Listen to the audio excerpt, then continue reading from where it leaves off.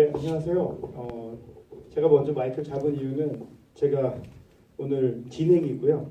제 옆에 계신 이양래 배우께서 메인입니다. 정확하게 그 먼저 확실하게 얘기 드리고 시작하려고 했고요. 저는 서강대학교 정용철이라고 하고요. 거기서 스포츠 심리학을 가르치고 있고 교육학 체육 교사가 되려는 친구들한테 대학원 수업을 하고 있고요. 오늘 나온 이유는 그냥 진행을 하면서 지금 여러분들이 막 보신 4등이라는 영화에 대한 메시지나 이야기들을 좀 나눠보려고 하는데요. 사실 제가 원래 이런 사회에 되게 베테랑인데 오늘처럼 이렇게 떨리고 막 되게 설레이는 적이 별로 없어요. 왜냐면 저도 이렇게 가까이서 여배우를 이렇게 옆에 앉혀놓고 얘기하는 게 뭐 살다 이렇게 편하게 하세요.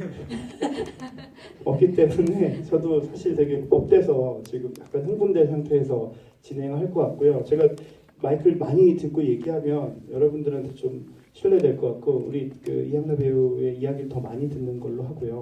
먼저 우리 처음 시작하면서 우리 그 지금 영화를 막 봤지만 영화에서 아마 가장 인상 깊은 캐릭터라고 물론 주인공도 있지만 정말 리얼한 엄마. 오늘 나타났는데 그 엄마랑 너무 달리 너무 멋지게 하고 오셔서 제가 되게 당황스러웠는데 우리 이양래 배우님이 본인에 대한 얘기를 조금 소개를 먼저 인트로를 해주시고 그 다음에 영화에 대한 얘기를 나올게요.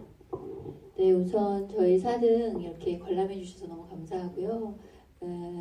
만나 뵙게 돼서 반갑습니다. 저는 영화 4등에서 엄마 역할을 맡은 배우 이양래입니다. 안녕하세요. 이렇게 짧게 하면 제가 또 진행을 해야 되니까. 네. 제가 그 영화 보고도 굉장히 인상 깊었지만 오늘 이렇게 만나기 전에 좀 이렇게 보니까 우리나라 러시아 1호 유학파 연기 그 연기만 하시는 게 아니라 연극 연출하시고 원래는 연출이 주 전공이셨대요. 근데 하다가 뒤늦게 재능을 발휘하시고 발견하셔서 연기도 하시고 계신다고 하는데 우리 그 이양래 배우의 어떤 그런 발자취를 먼저 좀 얘기를 들어보고 그리고 이제 영화 얘기로 들어가면 어떨까요? 그래서 처음에 유학하셨을 때 어떻게 그 모진 훈련을 다 겪고서는 훌륭한 배우가 되는지에 대한 얘기를 한번 들어볼게요. 제 발자취가 재미있을까요? 근데 글쎄 뭐 그냥 제가 그 거의 소련이었던 시절에 유학을 갔었어요. 그 당시가 이제 발레가 러시아가 굉장히 세계적으로 유명하잖아요. 그거와 마찬가지로 이제 연기가 당시에 연기를 공부하는 학도들에게 성지 같은 곳이었어요. 왜냐하면 이제 스타니슬라브스키라는 이렇게 현대 연기의 창시자가 계시는 곳이었거든요. 근데 이제 저희가 체제 때문에 갈 수가 없어서 건너 이제 그 연기법을 공부했었습니다. 그러다가 이제 처음으로 이제 페레스트로이카가 있으면서 이제 러시아에 가게 돼서 이제 꼭 가자.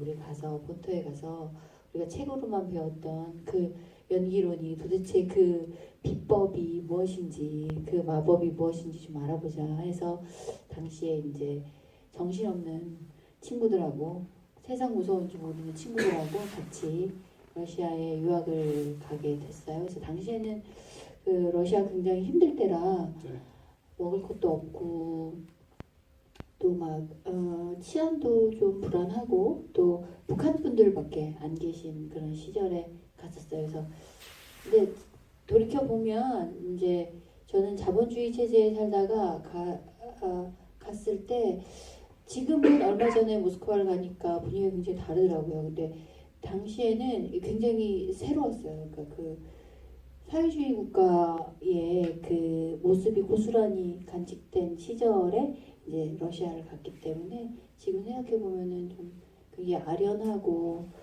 또 어떻게 그런 용기가 있었을까라는 생각도 들고 그렇습니다. 생각보다 재미가 없네요. 제가 처음부터 제가 잘못 한 것 같고 그렇죠. 재미없다고 완전 관심이 없으시다고요. 뭔가 좀 신기해서 시작을 했는데 그래서 바로 영화 얘기를 하고 아까 들어오기 전에 잠시 얘기해 보니까 우리 정지우 감독이랑 원래 잘 아는 분이 아니었는데 이렇게 처음에 캐스팅할 때부터 조금 에피소드가 있고 좀 처음에 좀 좀 거부하는 그런 입장이었다가 이제 처음에 영화 이렇게 이 영화 만난 정지용 감독이랑 작업을 하게 된 그 얘기를 좀 하셨으면 좋겠어요. 무슨 얘기하면 또 재미없다고 하시고 뭐 다른 건 아니고요. 정지용 감독님이 당시에 이제 그 캐스팅 때문에 이제 한번 뵀는데 당시에 제가 조금 뭐 연극 작품도 만들고 있었고 학교에서 이제 강의도 하고 있었고 그래서 이제 스케줄이 만만치 않았어요. 그래서 이렇게 얘기하면 너무 잘난 척하는 거 같잖아요. 그래서 제가 고사를 했는데 여러 번 고사를 했는데 정지용 심지어 그때 감독님이 캐스팅 다른 유명 배우들 이렇게 얘기해 주시면서 네네 그럼 또 더 잘난 척하는 거 그렇죠. 같잖아요. 그래서 당시에 이제 고사를 여러 번 했는데 정지용 감독님이 좀 같이 하자. 그래서 아니 도대체 그 시나리오상에서는 그 엄마가 그렇게 뭔가 지금 영화화된 모습하고 좀 다르게 좀 평범한 게 그려져 있었어요. 그래서 굳이 꼭 제가 해야 되는 이유가 있을까요? 꼭 좀 같이 하고 싶다. 그래서 참여하게 됐는데 영화가 완성되고 나니까 감독님이 이 엄마라는 인물에 대해서 하고 싶은 얘기가 굉장히 많으셨고 그 이야기를 저하고 같이 하고 싶었나 보다라는 생각이 영화가 완성되고 난 다음에 많이 들었던 것 같아요. 사실 시나리오상의 엄마는 굉장히 좀 밋밋하고 평범한 인물이었어요. 거의 지금 이 영화의 그 존재감은 거의 찍고 나올 듯한 그런 존재감으로 매우 생동감 있는 제가 가장 인상 깊게 봤던 부분 중에 하나가 그 들어와서 그 모니터 만지는 장면 있잖아요. 얘가 방금 껐을 때 그 온기가 남아 있는 모니터에 손을 대는 엄마의 모습 보면서 이거는 진짜 레알이다. 이거는 그래서 아까 여쭤봤거든요. 그랬더니 10살 아이가 있다고 그래서 혹시 집에서도 그렇게 하시는지 조금 궁금하게 합니다. 네. 그거는 뭐 대충 포장해서 말씀하셔도 되고요. 네. 저는 전혀 그러지 않고요. 믿고 있습니다. 저 아이 굉장히 이렇게 자유를 존중하고 인권을 아이 아무렴요. 네. 전혀 항상 의견을 존중하고 네. 그렇게 생활하고 있습니다. 네. 여기까지 하겠습니다. 이렇게 얘기하기로 하고 나왔고요. 네. 예상대로 진행되고 있습니다. 그 영화 이렇게 찍으시면서 혹시 이제 영화 찍기 전과 또 이 영화를 찍으면서 스포츠를 통해서 이렇게 여러 가지 상황을 맞닥뜨리는 어린 아이를 보면서 내 아이가 이랬을 때를 좀 상상해 보면서 혹시 새롭게 좀 느끼거나 이 영화를 통해서 좀 조금 더 잘 알게 된 어떤 이런 부분들이 혹시 여배우로서 있을까? 좀 조금 어려운 질문이에요. 인상을 쓰기 시작해서. 여배우로서 네. 잠깐만요. 엄마로서 아니면은 그냥 그 저는 이런 생각 많이 했어요. 저도 이제 사실은 연기학과에서 아이들 이제 후배들 그러니까 학생들 가르치는데 제가 사실 좀 스파르타형의 교수거든요. 그래서 그럴 줄 알았어요. 그 연기가 아니었군요. 네, 그래서 그러니까 왜냐하면 저는 이제 이렇게 생각했어요. 그러니까 제가 사실은 아까도 말씀하셨지만 이제 연출을 전공하다가 러시아에서 공부하면서 이제 배우의 길을 걷게 된 거는 훌륭한 스승님들이 계셨거든요. 그래서 되게 훈련을 열심히 받고 그 과정에서 나도 배우를 할 수 있겠구나라는 순간이 있었어요. 그게 제게 굉장히 소중했기 때문에 저도 이제 아이들한테 그런 순간을 되게 주고 싶었던 거예요. 제자들한테. 그래서 좀 때로는 혹독하게 훈련을 하는 과정들을 하게 됐는데 이 영화를 찍으면서 나의 선의나 나의 훈련 과정이 혹시 나의 제자들한테 상처가 되질 않았을까. 결과적으로 그들이 좋은 배우가 되었다 하더라도 그 과정 중에서 내가 조금은 뭔가 밀어붙였던 어떤 순간들이 힘들진 않았을까. 그게 꼭 그 친구들이 좋은 연기에 대한 어떤 것들을 습득했다고 해서 그게 꼭 좋은 것일까라는 질문을 조금 심각하게 해본 계기가 된 것 같아요. 제 때리고 그러지는 않고요. 지금 말씀하신 거는 이제 연기를 지도하는 지도자 입장에서 그런 어느 순간에 이제 연극을 잘하게 하려고 이제 푸시하는 어떤 이런 교육 방식에 대한 얘기는 했는데 저희 스포츠 쪽에서는 이런 방식이 아주 일상적인 거였고 여러분들 이제 맞는 장면이나 어떤 이런 그 코치가 아이들을 이렇게 막대하는 이런 부분들에서 혹시 이제 놀라셨거나 뭐 그런 슬픔이 있는데 하나도 놀랍지 않고 매우 일반적인 일들이에요. 그래서 심지어 이제 우리 그 엄마 역을 했던 그런 대사들 있잖아요. 우리 애 때려서라도 1등 만들어 달라고 그러고 메달 따야 된다는 얘기를 하는 게 너무나 일반적으로 들리는 거여서 사실 저는 너무 사실적이어서 더 이렇게 좀 밋밋했다 정도로 그런 일들이 체육계는 많이 있었고요. 스포츠에서 아직도 이런 일들이 있었고 또 이런 그 폭력이나 어떤 그런 그 재미가 없는 거예요. 아시잖아요. 어떻게 이렇게 대놓고 저를 이렇게 네, 죄송합니다. 여기까지 하고요. 그러면 관객들이 질문을 받는 시간을 할까요? 네. 그 스포츠의 어떤 그런 문제점이 있다는 걸 좀 잘 얘기해주고 그걸 가장 극명하게 얘기했던 그 단어가 제가 볼 땐 제목에서 4등이라고 하는 경우가 우리나라 특히 스포츠뿐만 아니라 모든 경쟁의 어떤 환경 상황에서 1등 독식이에요. 1등 아니면 2등이 보통 이제 올림픽에서 은메달이 비기스트 루저라고 하거든요. 가장 큰 패배자를 은메달 리스트. 근데 여러분 생각하시면 어떤 종목이든 은메달 딴다는 거는 무지 잘하는 건데 그 잘하는 것들이 제대로 인정받지 못하고 그것들 가치를 굉장히 폄하당하는 이런 사회에서 1등만 바라보는 어떤 이런 사회를 잘 드러났던 게 그 동메달도 아닌 4등을 계속하게 되는 이 주인공 준호의 이야기에 잘 담겨 있는 것 같아요. 정말 재미없군요. 제가 또 아니 그래서, 예, 재밌게 듣고 있었어요. 예, 예. 참. 용기를 가지고 계속 네, 진행해 주시면 알겠습니다. 예. 그리고 우리 이하나 배우께서 수영을 하신대요. 수영도 잘 하시고, 못하고요. 수영도 하시고요. 제가 그 스포츠 인권에 대한 그리고 이제 저 선수를 직접 만나는 상담 역할을 하기 때문에 정말 많이 때리고 맞고 이런 얘기를 들었을 뿐만 아니라 사실 이거는 남학생 남자 선수의 경우였기 때문에 그래도 그나마 그냥 폭력에서 끝났지 사실은 이게 이제 여학생이나 여자 선수로 이제 만약에 이 주인공이 바뀐다면 그 다음에 이제 바로 따라 나오는 게 이제 성폭력으로 이어지거든요. 왜냐하면 준호 때리고 나서 미안하다고 이렇게 만져주고 이렇게 보듬어주고 그러면 이제 어린 아이들이 보통 이제 그때 감정적으로 무너지거든요.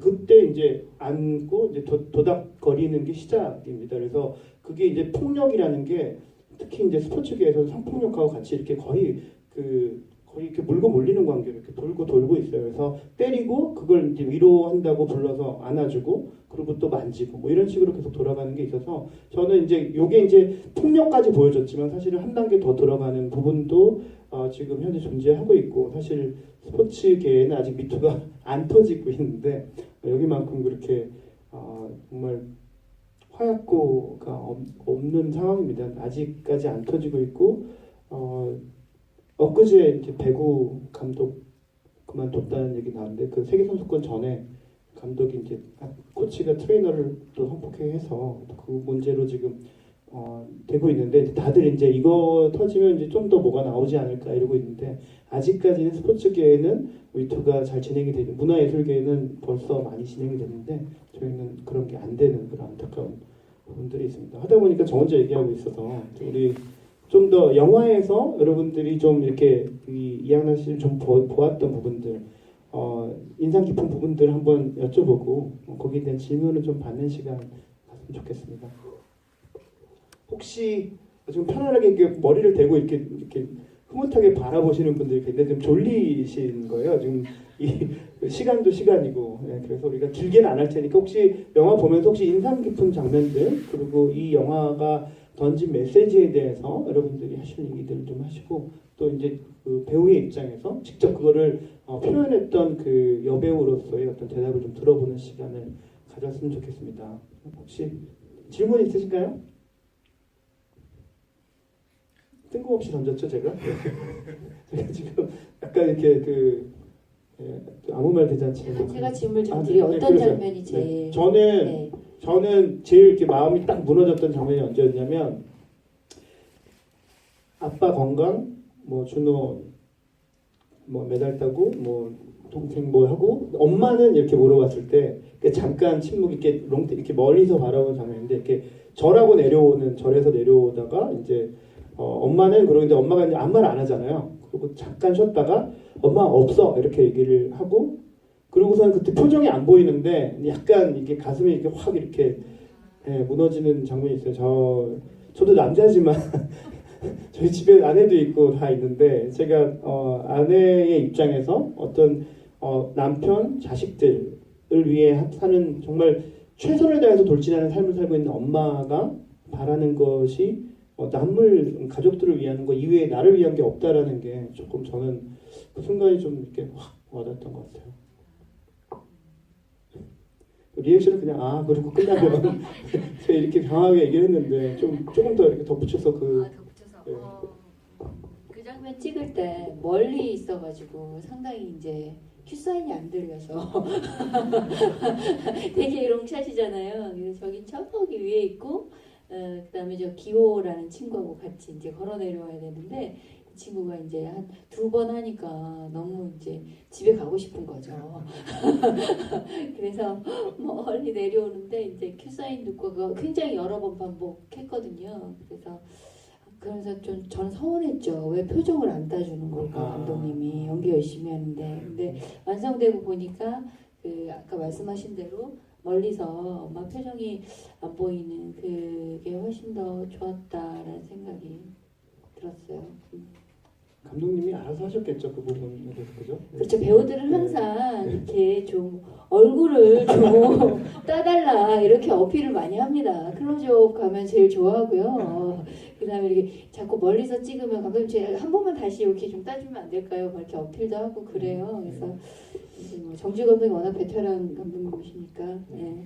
그래도 우리 이하나 배우가 그 변호인에서 그 아마 노무현 대통령 아내 역으로 천만 관객 배우로 천만 배우. 네, 천만 배우인데 이렇게 없어 보이기 되게 쉽지 않아요. 이렇게 뭐 얼굴 나오면 좋아하고 막 이런다는 얘기를 하셔서 내심 좀 놀라웠습니다. 네. 그러시군요. 네, 좋아합니다. 많이 좋아합니다. 혹시 또 다른 분들 혹시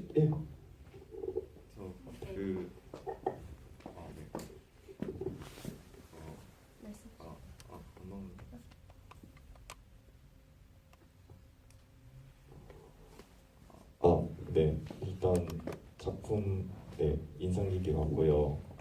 제가 좀 인상 깊게 봤던 장면이 있는데 뭐냐면은 이제 배우님이랑 기호 그 학원 데려다 줄 때, 이제 데리고 올 때 아들은 엄마의 희망이라는 말을 하시잖아요. 제가 그 대사를 듣고 소름을 돋은 게 저도 아직도 그 얘기를 듣고 있거든요, 엄마한테.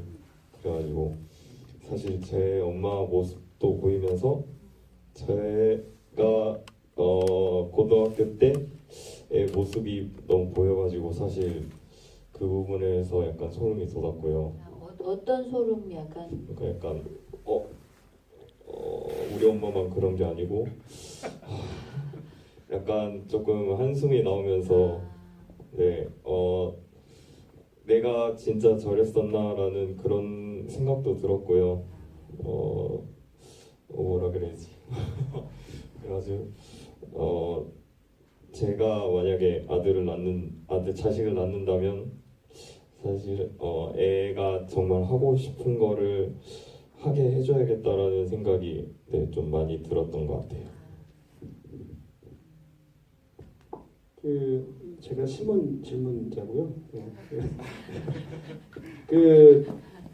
심지어 저 친구 이름도 알아요. 근데 본인의 어머니 얘기면서 아마 그 주모 같은 경우는 아마 그 얘기를 들으면서 그 기호의 마음을 느꼈을 거예요. 그러니까 그 얘기를 듣는 어린아이의 마음이 어떤 거였다라는 게 딱 울리니까 그 부분에서 아마 가장 인상 깊었던 것 같고 너가 내 인생 희망이라고 말이 얼마나 폭력적인가라는 거에 대해서 좀 생각을 해봤으면 좋겠어요. 물론 넌 나의 절망이야 이렇게 부르는 거보다야 훨씬 낫겠지만 이게 희망이라고 부르는 것 자체가 그 희망에 보답하기 위해서 내 인생을 굉장히 최선을 다해서 달려야 되겠다는 어떤 그런 부담감이나 좀 엑스트라 워크 더 해야 된다라는 그런 메시지로 들릴 것 같은 그런 장면이었죠. 혹시 아드님한테 이렇게 저는 딸인데 네. 이제 금기어네요. 그런 네. 말은 절대 하면 안 될 것 같고요. 어, 그렇게 보셨다니까 그럴 수 있겠다라는 제가 엄마 입장에서 생각이 많이 드네요. 근데 사실은 이제 엄마 입장에서 좀 변호를 하자면 이게 아까도 우리 들어오기 전에 이제 잠깐 그런 얘기 나눴지만 요즘 이제 지금 우리가 사는 시대가 너무 이제 뭐 좀 어려운 얘기를 하면 저성장의 시대잖아요. 더 이상 이게 뭔가 꿈과 희망을 얘기하기에는 우리 시대가 올 때까지 왔고 뭐 열심히 해서 이렇게 하다가도 뭐가 될 거야라는 이런 낭만적인 얘기를 하기에는 우리 너무 좀 어려운 시대에 살고 있지 않나. 그래서 저는 물론 낭만적인 시대에 학창 시절을 보냈지만 요즘에 아이들을 보면 그런 생각이 많이 들고 제가 이제 우리 아이를 볼 때도 도대체 어떻게 해야 이 불확실한 불안한 시대에 내 아이가 그래도 안전하게 살 수 있을까에 대한 불안이 정말 엄마들한테 굉장히 큰 것 같아요. 그래서 지금 왜곡된 엄마의 모습이지만 아마 그 엄마들만의 잘못이라고 하기에는 좀 어폐가 있고 지금 우리가 사는 시대 안에서 엄마들이 너무 목격한 거예요. 살면서 어떻게 도태되는지, 어떻게 불행해지는지, 어떻게 억울해지는지 이런 것들 너무 경험한 엄마들로서는 내 아이가 마치 이제 호랑이가 막 떨어뜨리잖아요. 절벽에서 떨어뜨려서 생존하게끔 하는 그런 심정으로 아마 다들 교육시키시고 할 거예요. 근데 거기서 네. 자유로워지기가 참 어렵거든요. 맞아요. 네.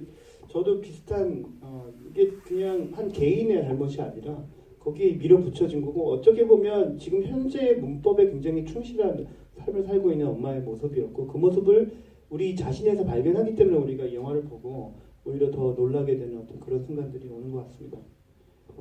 그러니까 뭐 또 얘기하려고 그러지 않나요? 어떻게? 네? 됐어요?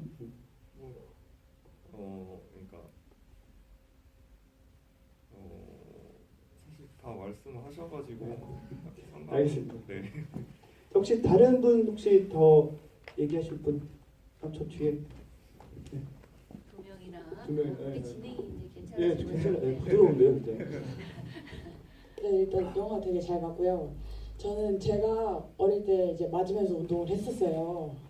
그래가지고 되게 이게 스포츠가 경쟁이 그 스포츠 특징 중 하나다 보니까 그렇게 또 맞고 막 극한으로 밀어붙이면 되더라고요. 근데 이거를 이제 저 주인공 친구가 자기 동생한테 똑같이 이렇게 때리는 걸 보면서 너무 안타까웠고 그리고 자기가 맞아봐서 그게 얼마나 아픈지 알아요.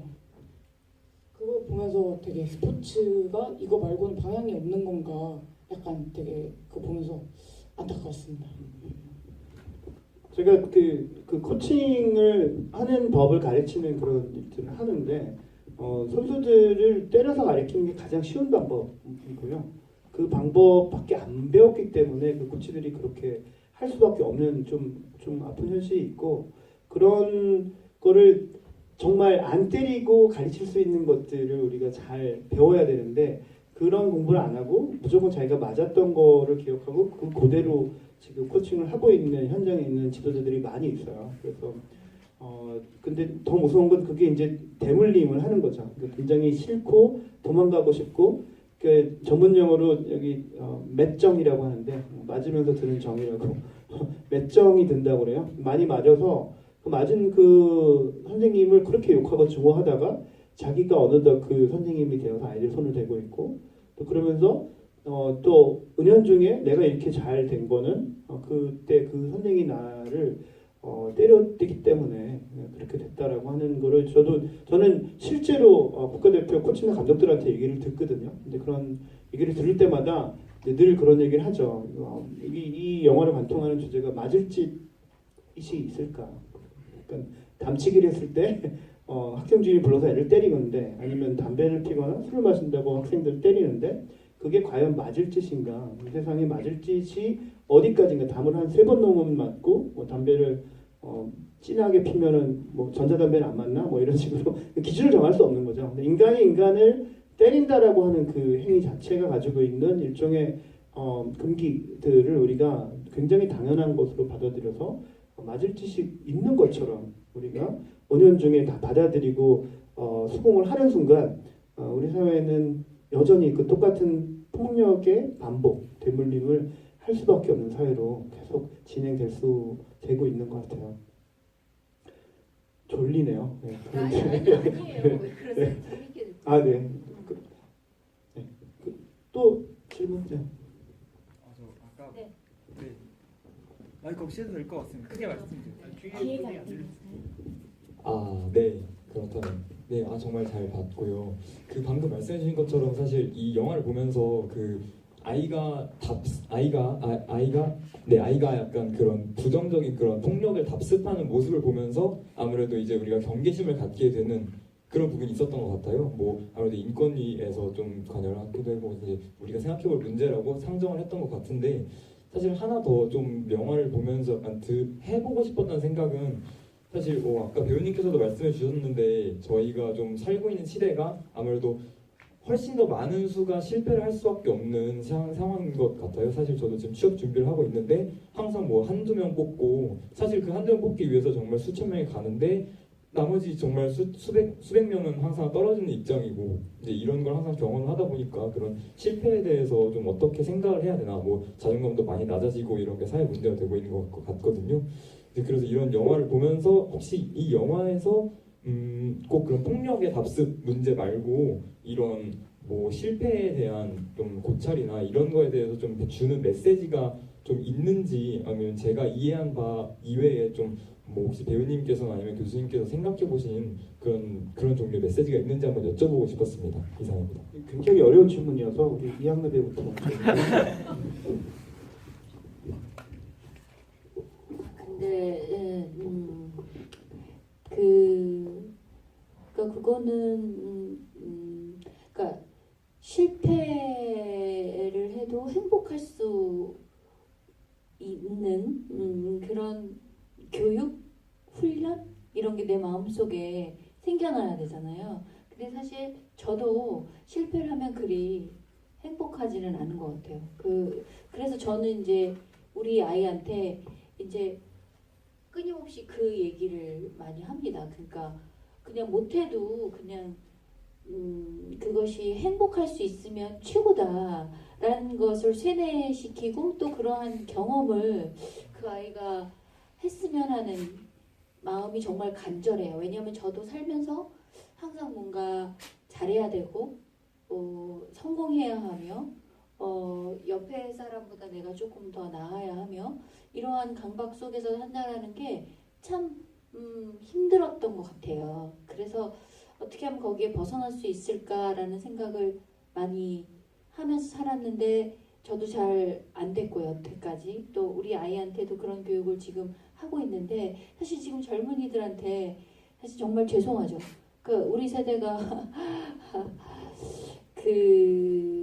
지금 이뤄놓은 지금 이 구조 안에서 여러분들이 이 실패해도 행복해야 한다라는 얘기를 하기가 굉장히 어려운 상황이라는 걸 너무나 공감하기 때문에 그 질문에 참 말문이 막히는 거는 아마 누구나 공감하지 않을까 싶은데 그래도 우리 제일 중요한 거는 조금씩 시스템을 바꿔나가려는 노력을 해야 되지 않을까? 그냥 저는 그런 생각을 해요. 그러니까 모든 사람들이 다 뭐 건강한 생각을 가지고 뭐 이렇게 행복해야 된다 이거는 너무 추상적이고 그보다 조금 나은 거는 우리가 사회적인 시스템, 구조적인 문제들을 조금씩 관심 가지고 여러분 같이 젊은 분들이 하나하나 조금 고쳐 나가려는 그런 생각을 하면 그 시스템 안에서 생각이 우리가 조금 변해 갈 수 있는 기회를 갖지 않을까? 좀 그런 막연한 생각을 해요. 대답은 안 되겠죠, 그렇죠? 어려운 질문 잘 대답하셨고요. 다음 질문 할까요? 저는 우리가 좀 관가하면 안 될 게 우리가 꼭 이겨야 되고 그다음에 1등 해야 되고 또 상대방보다 내가 더 나아야 된다라는 거가 일종의 우리 사회에 퍼져 있는 어떤 이데올로기로서 썸바디가 돼야 된다라고 하는 강박들이 다 있는 거예요.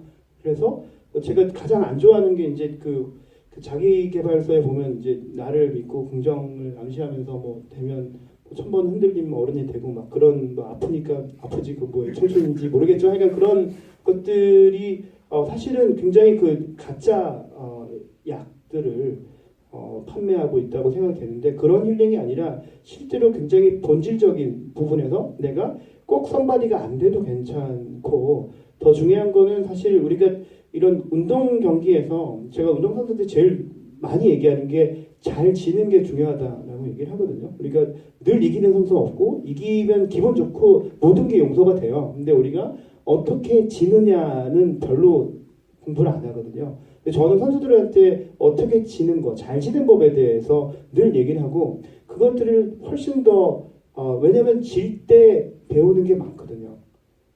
이길 때는 도취가 되는데 지는 순간 내가 그 아픔도 사실은 굉장히 큰 도움이 되고 그것들을 어떻게 내가 받아들이냐를 굉장히 잘 교육적으로 만들어 놓으면 우리 사회가 그런 진다는 사람들을 우리가 왜 그거를 두려워하냐면 진 다음이 끝이라고 생각해서 그래요.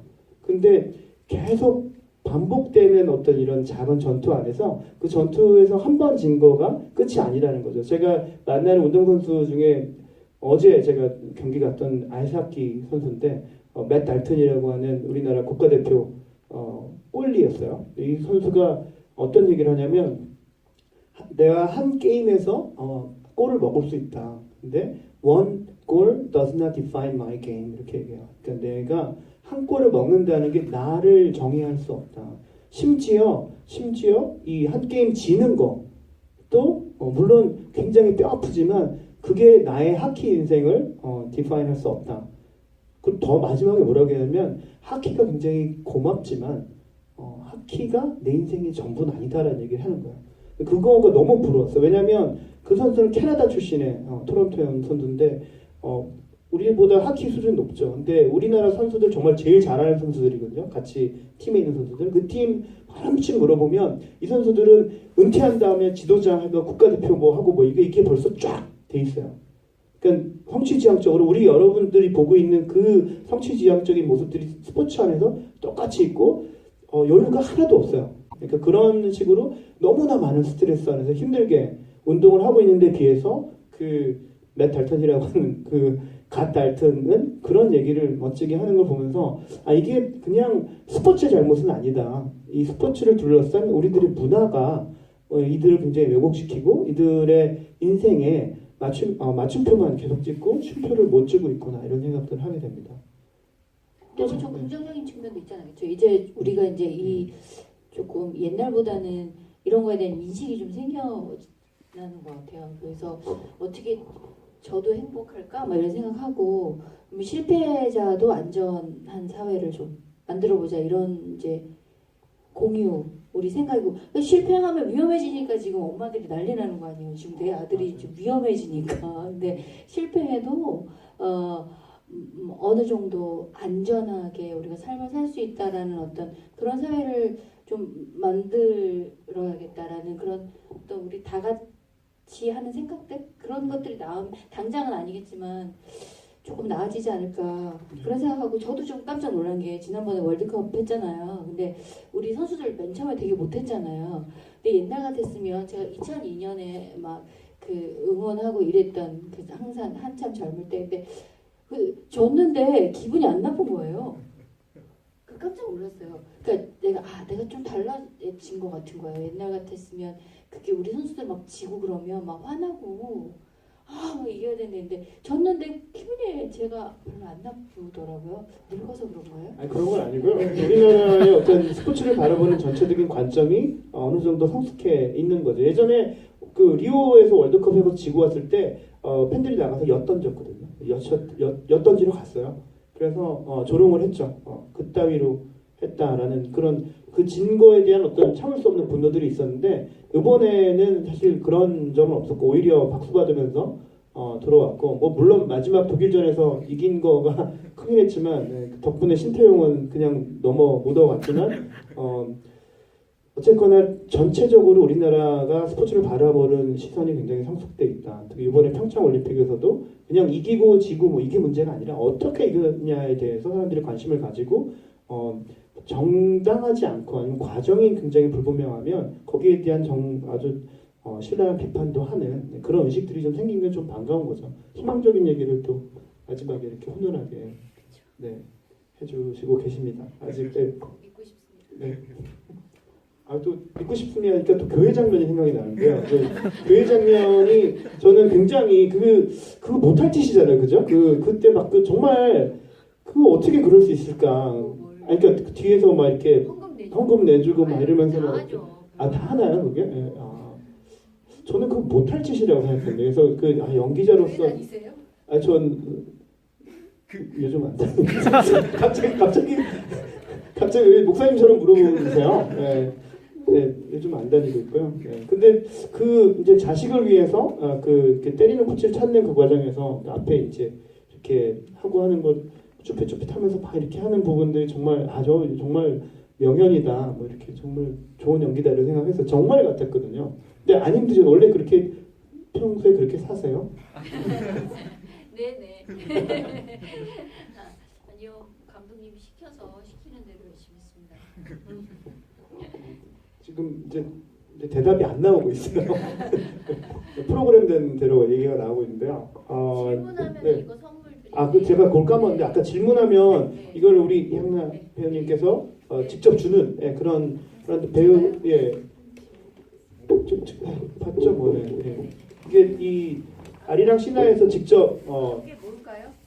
물통이라고 하는 물통. 거예요. 나와서 제가 우리가 가서 보긴 하긴 어렵잖아요. 높으니까 네. 이게 권위적인데 이게 반갑습니다. 세분 올라가서 반갑습니다. 영화 봐주셔서 감사합니다. 감사합니다. 박수 좀 쳐주시고요. 지금 10시 한 10분인데 한두 개 정도 더 질문을 받고 너무 늘어지면 저도 집에 가야 되고 우리 사실 저는 학교로 다시 가야 되는 상황에서 갑자기 되게 불쌍하게 오시는 거예요. 질문 하나나 두 개 정도 하고 이제 마지막 우리 이향나 배우께서 4등을 포함한 또 배우로서의 또 앞으로 이제 남은 지금 그때는 또 다른 상황이니까 지금 또 아까 좀 체력이 안 된다는 얘기도 하고 그때는 좀 많이 달라졌다라는 얘기를 좀 포함해서 우리 늦게까지 이렇게 자리를 지켜주신 관객분님들한테 그런 말씀 전하는 얘기하고 한 질문만 좀 더 받을까요? 네, 저 뒤에.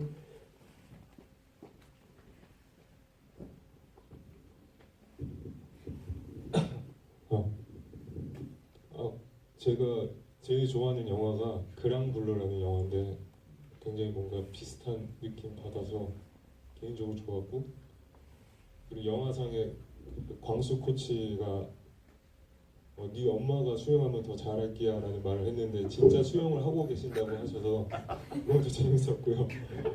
그리고 개인적으로 그 연기하실 때 엄마라는 연기를 하실 때 지금도 엄마이기도 하시니까 배우이기도 하시면서 영화에서 어떤 장면이 좀 공감이 됐거나 아니면 조금 마음이 아팠거나 그러니까 저는 개인적으로 아이의 상처를 남몰래 이렇게 확인하고 그 냉장고 등을 내주고 그냥 냉장고에서 반찬을 계속 필요 없는 반찬까지 저는 꺼내서 쌓고 있다는 느낌을 받았거든요. 그 아이를 바라볼 용기가 없어서 뭐 위로의 말을 전해주기도 못하는 그 엄마의 상황에서 저는 개인적으로 그 장면이 좋았지만 저는 죽어도 엄마는 못하잖아요 이제부터. 그래서 저는 제가 비슷하게 할 수도 있긴 해요. 네. 했으면 하는데 진짜 어머니 그리고 심지어 그 역할을 하셨던 분의 그 어떤 장면이 인상 깊었지가 궁금하고 저희 정영출 교수님한테 궁금한 건 그 선수들을 수많은 선수들 코칭하시거나 심리 상담을 하셨을 때 진짜 천재형 선수가 있었다면 보셨다면 그들의 심리 상태, 마인드 그러니까 정말 우리가 만화처럼 여유로운지 세상을 다 가진 것처럼 아니면 천재여서 훨씬 더 부담을 갖고 있을지에 대해서 그건 좀 아껴놓을게요. 그런데 여기 먼저 대답하시고 제가 천재들은 어떤가? 예, 제가 만나는 선수 뭐 메달 따는 선수도 있고 뭐 올림픽에 나가서 근데 저는 선수들의 어떤 탤런트, 재능은 굉장히 많은 선수를 많이 봤는데 그게 아주 일관성 있게 어떤 이 선수의 행동의 패턴으로 나오지 않아요. 어떤 선수들 근데 그거는 사실은 이 선수의 능력보다는 이 선수가 기본적으로 가지고 있는 자기 스스로에 대한 자존감의 수준에 따라서 이 선수가 굉장히 불행한 선수, 탤런트에도 불구하고 되게 불행한 선수가 되는가 하면 20년째 운동선수 하고 있는데 경기 전날 잠을 못 자는 선수가 있거든요. 제가 아는 한국 선수가 24년을 했는데 저한테 시합 날 아침에 저한테 그래요. 교수님 저 24년 썼는데 아직도 떨어요. 그래요. 그러니까 못하는 선수도 아니고 근데 그런 극도의 불안감과 그런 것들을 계속 너무나도 힘들게 하는 선수가 있는가 하면 굉장히 편하게 잘 하는 선수도 있는 거죠. 근데 그거의 차이를 제가 봤을 때는 여러 가지가 다 뭐 환경도 있고 뭐 좋은 코치를 만났거나 뭐 이런 것도 있겠지만 탤런트에 상관없이 얘가 스스로를 보는 나의 가치가 어느 정도인가가 매우 중요하고 그것들은 이제 좀 약간 이게 답이 될 수도 있지만 사실은 되게 어려운 게 그거를 순간적으로 얘 자존감 되게 낮으니까 내가 막 주사 놓듯이 탁 이렇게 줘서 자존감 확 올려야지 이런 일들이 안 일어나요. 그러니까 그게 굉장히 오랫동안 일어난 일들로서 얘가 자존감이 이제 거의 바닥이 된 애들의 특징은 아무리 잘한다고 그러고 정말로 되게 잘하는데도 불구하고 자기가 잘하는 거에 대해서 도저히 믿을 수 없다라는 표정으로 나에게 방문하는 친구도 있어요. 저 잘하는 거 아니고요. 저 못해요. 뭐 이러고 그런 친구들을 보면 이제 자존감을 저는 이제 사람의 탱크라고 보는데 연료 탱크에 수평수, 평행수 같은 거죠. 이렇게 배가 이렇게 잘 안 넘어갈 수 있도록 많이 차 있으면 좀 파도가 쳐도 안 넘어가는데 이 친구들이 이제 바닥이 있으니까 톡 치면 넘어가는 이런 아이들의 특징들이 자존감이 바닥이 있고 정말 깡깡 소리가 나요. 이렇게 치면 이렇게 바닥이 벅벅 걸리는 듯한 느낌이 드는 정도로 자기 스스로에 대한 애정이 아주 없는 아이들이 있어요. 그런 친구들은 재능과 상관없이 매우 불행한 선수 생활을 하고 그런 선수들은 사실은 제가 한두 번 만나서 또 인생을 바꿔주고 이런 건 그거는 이 친구가 살아오면서 지금까지 받아온 사랑의 총량과 비슷할 것 같은데요. 그게 하루아침에 제가 너 자신을 사랑해라 그러면 네 오늘부터 사랑할게요 이런 일은 안 일어나기 때문에 사실 진단은 할 수 있지만 이것들을 고치는 데에는 굉장히 지난한 시간이 걸린다고 생각합니다. 전문가로서 얘기를 했거든요. 저는 이 영화를 찍으면서 아까 제 앞서 말씀드렸지만 좀 맨 처음에 그 고사를 좀 여러 번 하고 참여하게 됐는데 저한테는 참 의미 있는 작업이었던 것 같아요. 일단은 과정에서 아마 이제 다 아시겠지만 어떤 작업을 할 때 마음이 잘 맞는 어떤 누군가와 뭔가를 할 수 있는 시간이 제일 행복한 거잖아요, 사실은. 근데 작업 과정 내내 정지우 감독이와 스태프들하고 또 박해준 배우, 사실은 이제 사담이지만 박해준 배우는 저의 첫 제자입니다. 그래서 만나서 작업하는 내내 되게 행복했고 그래서 의미가 참 있었고요. 그 다음에 또 시나리오에 있었던 것보다 정지우 감독님의 행간에 하고 싶은 이야기를 영화가 완성된 다음에 온전히 읽을 수 있어서 참여하게 돼서 참 영광이었고 그 다음에 아까도 말씀드렸지만 저도 이 영화를 통해서 제가 학생들을 가르칠 때 혹은 아까 또 연출을 할 때 많은 생각을 제가 개인적으로도 하게 해준 영화인 것 같아요. 그리고 이제 제가 가장 기억에 남는 장면은 이제 아무래도 글쎄 어떻게 받아들일지 모르겠지만 그 인터뷰할 때 제가 여러 번 얘기한 적이 있는데 이제 제가 쫓아가서 뭐 이렇게 돈 내놓으라고 하면서 한 번만 다시 가르쳐 달라고 했던 장면 거기가 제일 인상 깊었는데 그 이유는 이제 그 원래 시나리오에 없어요. 그래서 정지호 감독님이 어느 날 아 좀 엄마가 막대기를 좀 들고 가서 그 코치를 좀 때렸으면 좋겠다. 그래서 네. 정말요, 감독님? 그 어떻게 그럴 수가 있죠? 한번 좀 그렇게 좀 시도해봤으면 좋겠어요, 배우님. 그러는 거예요. 그래서 감독님을 믿고 그 장면을 정말 아무런 준비 없이 시작을 했어요. 그래서 차에 정말 몽둥이가 있었어요. 그랬는데 그 장면을 하다가 찍다가 저도 모르게 우리 아들을 다시 한 번만 가르쳐주면 안 되겠느냐라는 맥락의 대사가 나왔어요. 그래서 시나리오가 가는 방향하고는 어떻게 생각하면 굉장히 다른 대사인데 그 대사가 굉장히 즉흥적인 그러니까 박해준 배우와 저 둘 사이의 연기 과정 안에서 즉흥적으로 생겨났지만 결국 그 대사가 이 엄마의 아이덴티티를 제일 정확하게 말해주는 대사가 된 꼴이에요. 그럼에도 불구하고 이 엄마는 그 코치를 포기할 수 없는 어떤 집착, 그다음에 네 없으면 메달 딸 거다라는 박해준 배우의 대사 이것도 다 즉흥으로 나왔거든요. 그래서 저한테는 작품이 어떤 그런 순간을 만들어냈다라는 게 잊을 수 없고요. 그래서 오늘도 이 GV에 한 걸음 달려온 것이 그 애정을 많이 갖고 있는 그런 작품입니다. 앞으로 더 많은 분들이 좀 보고 이런 생각 그냥 오늘 우리 나눈 것 같은 생각 좀 많이 하는 그런 시간들이 많아졌으면 좋겠습니다. 그 이제 마무리를 좀 해도 될까요? 네. 그 지금 말씀하신 거 들으면서 저도 이 영화가 저한테도 굉장히 특별한 영화이기도 하고 제가 만든 건 아니지만 제가 이 영화를 통해서 많은 이야기들을 나누고 그리고 아까 사실 이 영화 자체에 굉장히 아름다운 부분들이 있어요. 그 수영을 이렇게 하면서 나르고 나오고 아까 그랑브로 얘기하셨는데 어떤 그런 빛의 어떤 그런 아름다움들을 잘 그려낸 영상미 굉장히 돋보이는 그런 부분 정지호 감독이 굉장히 훌륭한 점이 있다고 생각하고요. 그런 부분 플러스 또 인권 영화가 가질 수 있는 어떤 굉장히 좋은 메시지들 함께 담겨 있어서 저는 굉장히 앞으로도 굉장히 오랫동안 기억하고 다시 돌려볼 그런 영화이기도 합니다. 자 이제 마지막으로 우리 이향남 배우님 이렇게 보내시기 전에 앞으로의 우리 그 연기인으로서 아니면 연극을 연출하면서 아니면 정말 교육자로서 어떤 계획을 가지고 계신지 간단하게 얘기하고 오늘 마무리할게요. 배우는 사실 계획이 없어요. 누가 불러줘야지 하는 거기 때문에 계획이 없고요. 개인적으로는 좋은 엄마 되는 게 꿈입니다. 제가 지금 10살짜리 딸을 키우고 있는데 참 엄마 되기 쉽지 않고요.